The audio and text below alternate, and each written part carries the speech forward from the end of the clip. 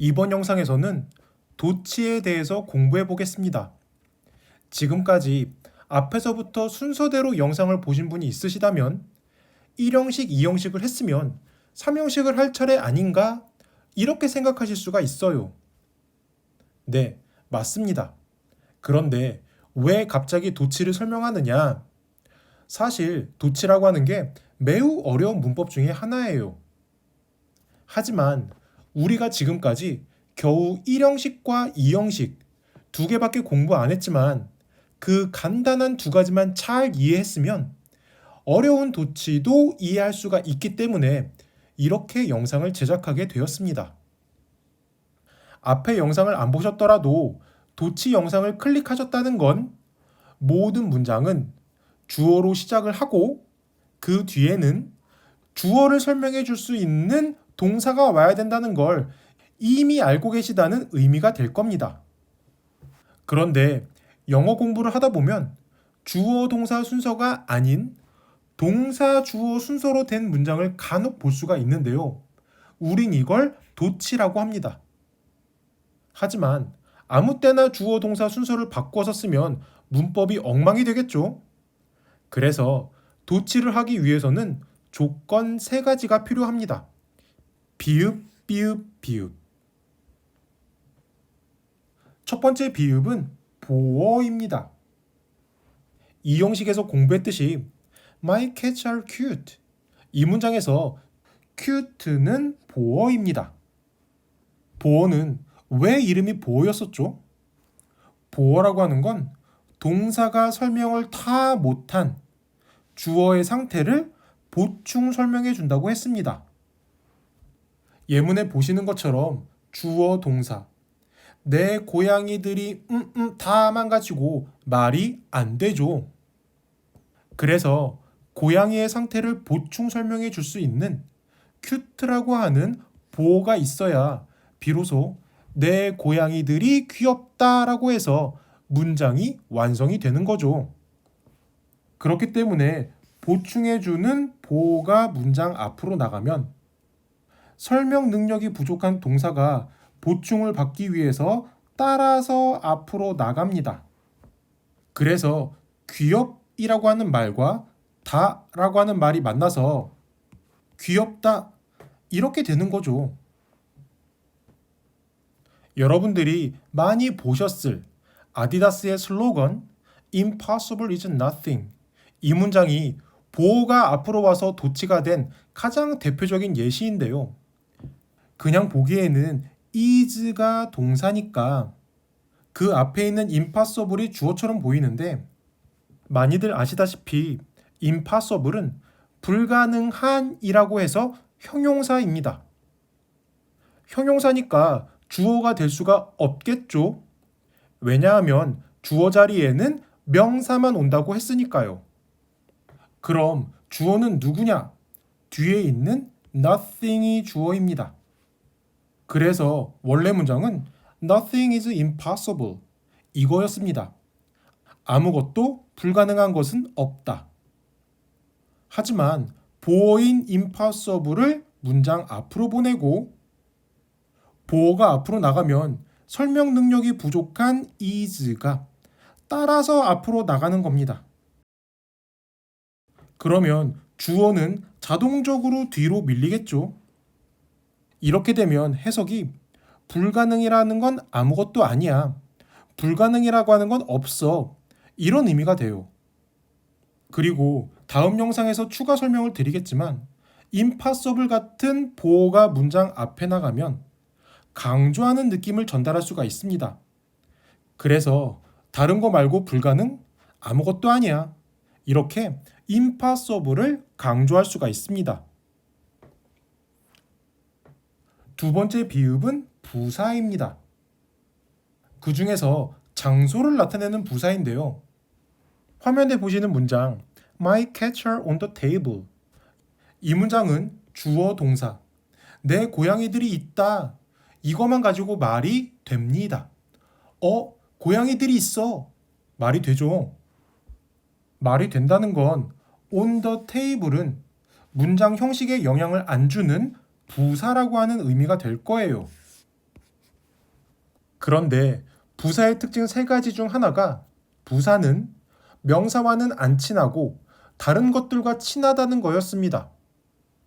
그래서 부사인 on the table을 문장 맨 앞에 쓰면 부사와 친한 동사가 따라서 앞으로 나가고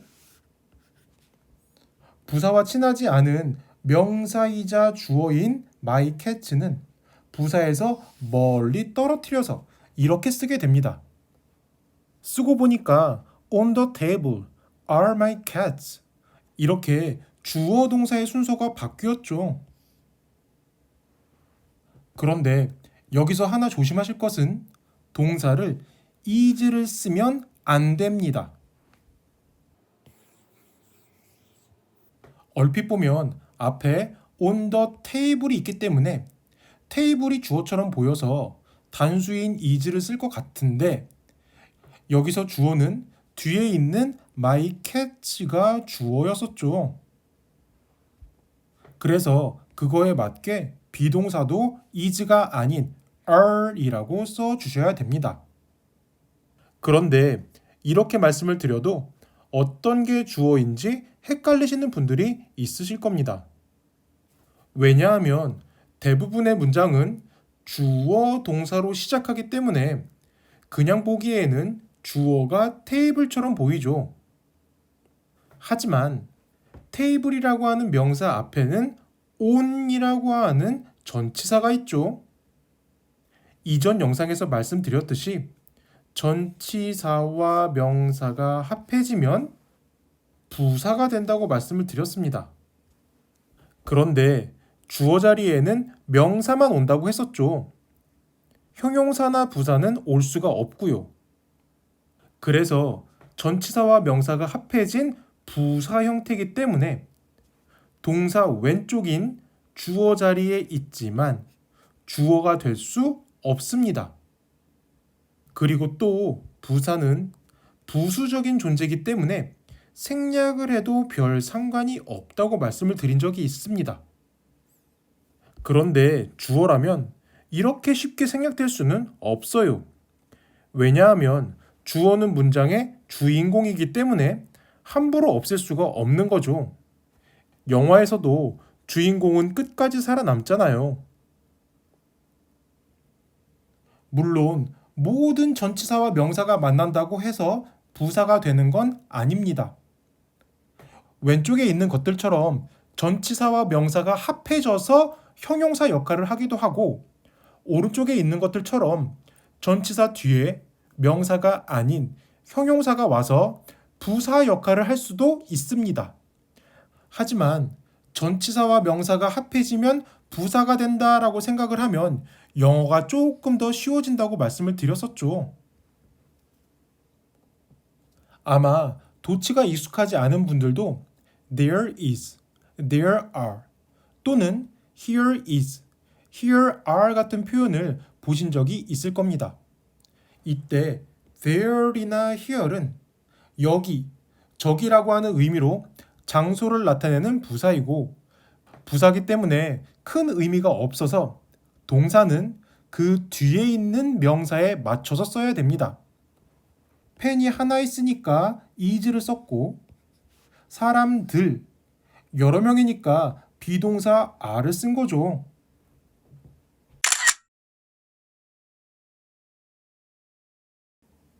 도치의 마지막 세 번째 조건이 되는 비읍은 부정입니다. never, hardly, scarcely, barely, rarely, little, few, seldom. 뭐 이러한 것들이 부정을 만드는 것들인데요. 대부분의 사람들이 도치 중에서도 부정이 문장 앞으로 나가는 경우를 가장 어려워하세요. 하지만 도치를 어려워하시는 분들도 아마 부정문은 다들 만드실 수 있으실 겁니다. 문장에 비동사가 있으면 비동사 뒤에 not을 붙이면 부정문이 되죠. 그리고 비동사와 not을 줄여서 aren't, isn't 이런 식으로 줄여서 쓸 수가 있습니다. 그런데 이때 not이 문장 앞으로 나가면 not과 줄여 쓸 수 있을 정도로 친한 비동사가 따라서 앞으로 나갑니다. 그리고 위치를 바꾸고 남은 나머지들은 그냥 순서대로 써주시면 돼요.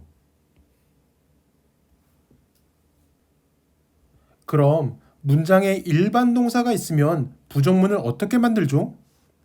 앞에 do나 does나 did를 쓰고 그 뒤에 not을 붙이면 부정문이 되죠. 물론 그 뒤에는 동사 원형을 써야 되죠. 그리고 이때 do와 not은 합해서 don't, doesn't, didn't 같은 걸로 줄여 쓸 수가 있고요. 그런데 이때 또다시 not을 문장 앞에 쓰면 not과 줄여 쓸 수 있을 정도로 친한 do, does, did가 따라서 앞으로 나가게 됩니다. 그리고 이때 뒤에 있던 동사 원형은 그대로 써주시면 되고요. 하지만 조심하실 것은 부정이 문장 앞으로 나갔을 때 동사 원형이 같이 앞으로 나가지 않습니다. 그렇다면 마지막으로 문장에 조동사가 있으면 어떻게 될까요? 다들 아시겠지만 비동사와 마찬가지로 조동사도 뒤에 not을 붙이면 부정문이 되죠. 그리고 이때도 물론 조동사와 not을 줄여서 can't, 뭐 이런 식으로 쓸 수가 있습니다. 그러면 이때 또다시 not이 문장 앞으로 가면 어떻게 될까요? 다들 예상하셨겠지만 이때도 not과 줄여 쓸 수 있을 정도로 친한 조동사가 함께 앞으로 나갑니다. 그리고 조동사 뒤에 있던 동사 원형은 그대로 주어 뒤에 쓰면 되는 거죠. 그럼 도치를 정리해 볼까요? 주어와 동사의 순서를 바꿔 쓰는 걸 도치라고 한다고 했습니다. 그런데 함부로 주어 동사의 순서를 바꾸면 문법이 엉망이 될 수가 있기 때문에 도치를 하기 위해서는 세 가지 조건이 필요하다고 했습니다.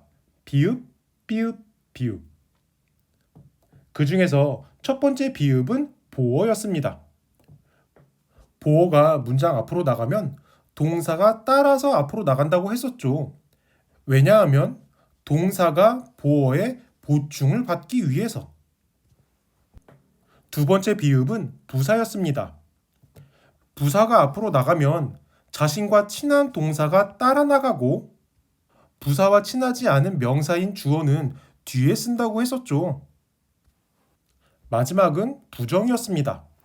부정어가 앞으로 나가면 부정어와 친한 비동사 do, does, did 그리고 can과 같은 조동사가 같이 앞으로 이동한다고 했습니다.